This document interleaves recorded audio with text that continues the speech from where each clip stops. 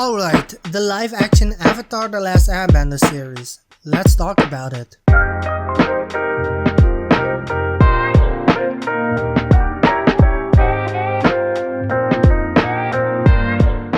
Back in August, news broke out that the original creators left the production of the live action TV series. Now, I'd be lying if I said that didn't bum me out. But it did, and so it did for others as well. Almost immediately, the hashtag cancel Netflix Avatar The Last Airbender live action was trending. And that hashtag was pretty much trending for the whole day. The hashtag came after when an article from Fandom Wire was released, and a bunch of people took that article way too serious, claiming problems with the budget, diverse casting, and overall tone. Fandom Wire claims all these things without any proof. Plus, a 3-word search on Google will give you around 3 million results of reasons not to trust this site. I'm exaggerating of course, but still, a lot of people believed it, even though they shouldn't have. One of the claims was that Netflix wanted to cast white actors in Asian roles again. It's easy to fool people with that claim because of Death Note and the previous Avatar adaptation. First of all, Netflix might have seen that adaptation as an Americanized version of the Death Note franchise. You know, the same way several J-horror films were Americanized for Western audiences. So sometimes I doubt that the intentions were bad. And secondly, are we simply forgetting the fact that Netflix has a lot of content about Asians? From licensed shows to original movies, from Asia to the West. John Cho is playing Spike in the live-action Cowboy Bebop series. Are we seriously not giving them credit for that? So yeah, with that part of the article alone, you can already figure out that it's fake. However, the part about the overall tone that got me thinking, how do we mature Avatar The Last Airbender?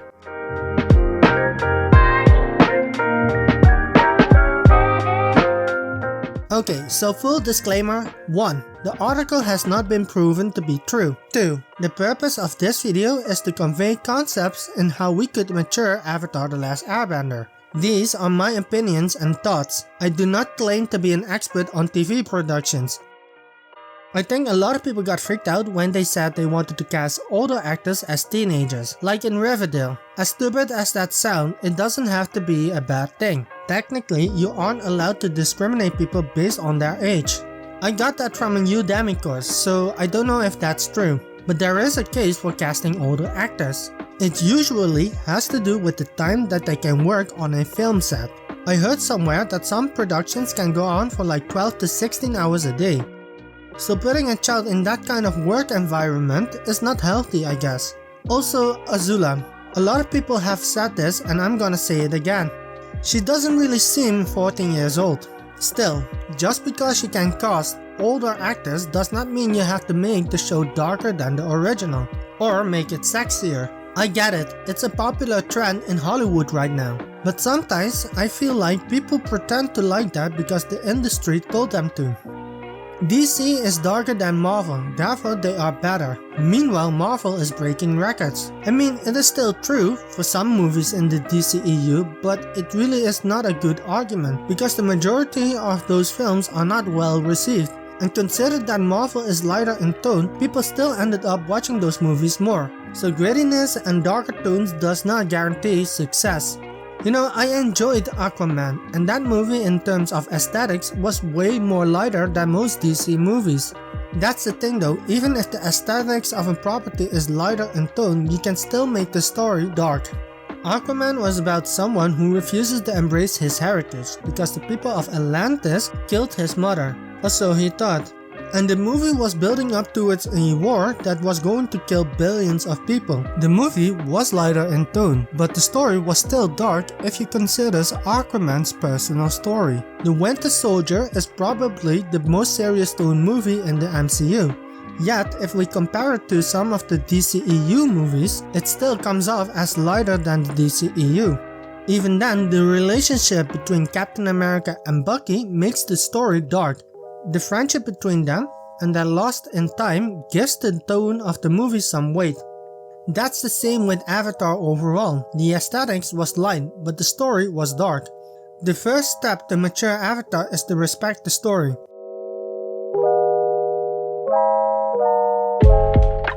Anyone watching the show and still be like, it needs to be darker, really didn't pay attention. The show is literally about a genocidal war.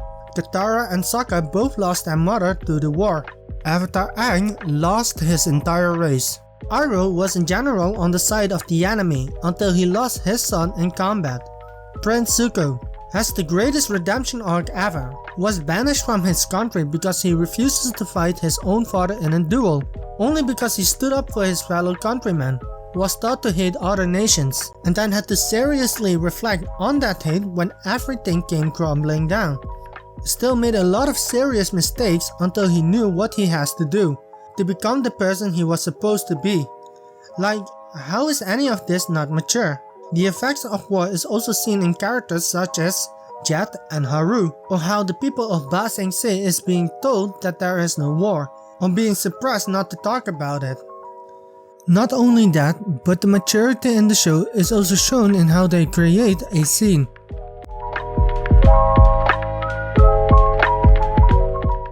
In 2020's Oscar winner Parasite, there are many shots in the film that shows a divide between the rich and the poor. Accented Cinema has an excellent essay on this. Avatar has something similar in Season 3. The prison scene is about Zuko learning his full family history.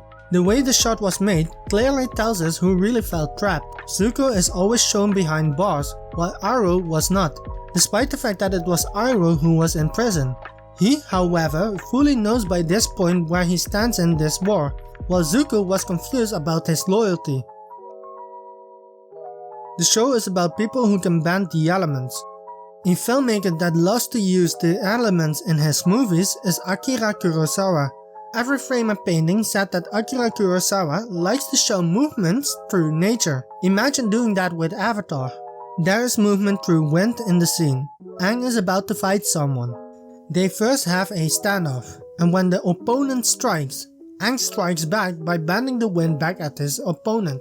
Just imagine that. I think it would look pretty cool. And then the overall aesthetics can be based on the many Chinese wuxia films that exist. Crouching Tiger, Hidden Dragon, Hero, House of Flying Daggers, etc. Many of those kind of films are vibrant in colors. Sure, there are some scenes or movies that are darker in tone. They are still shot with some care. In the live action Avatar movie, that was often not the case. Basically, you can mature a show a lot through cinematography.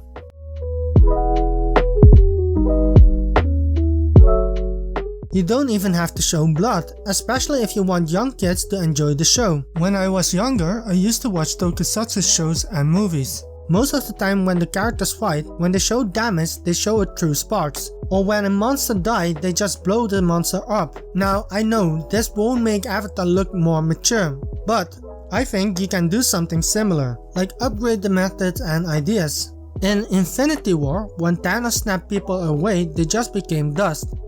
I think in Avatar you can do something similar to convey death, but instead of dust, show something like the spirit gets knocked out of the body. And you can do light or dust effects for damage. I think it still makes it very clear what is happening in the scene without being overly graphic. So if they do special effects in a clever way, then both older fans and newer younger fans can enjoy it. The thing about tokusatsu though is that they frequently use miniature sets. And a live action Avatar series can do something with that too. The buildings in your typical toku show are not that of the highest quality. But that's because they built all these sets just for them to blow it up. Avatar won't have to do that for large constructions like Ba Sing Se and the Northern Water Tribe. You can definitely use miniature sets, if Netflix is willing to get talented builders. Make them realistic and you will be able to make great live action shots out of this and this. Not convinced? The tower scene from Inception was a miniature building, and it looks super realistic, and more of these examples can be found in plenty of other movies. My point is, if the show gets off the ground, then you can be sure that Netflix would put a lot of money in it. And if the budget is managed well, then you can focus on the elementals effects more. Hopefully it will make them look more realistic.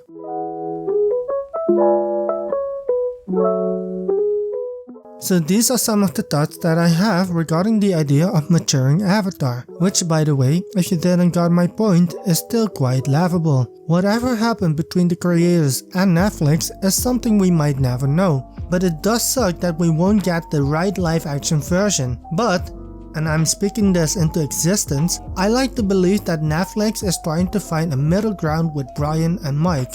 It is just sad because yeah, why even bother?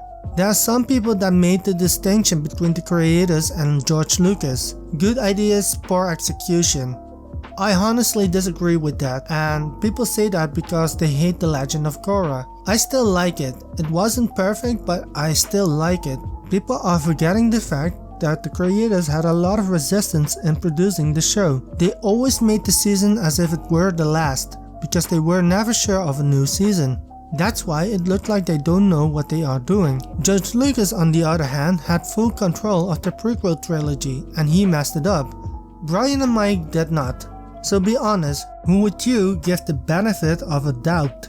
If you like this video, I highly suggest watching Amanda Castrillo. I first saw her videos on TikTok and she makes excellent videos about Avatar. She has a YouTube channel now, so if you hate TikTok, make sure to follow her on YouTube. TikTok currently has her shadow banned, and as a fan of her, I think that freaking sucks. She is great and she doesn't deserve this, so go help her out if you want. Hi, my name is Legion Go and this is Homeschooled in Films. My content is about my journey in becoming a filmmaker, so if you want to see more, don't be shy, go ahead, comment, like and subscribe. Thanks for watching.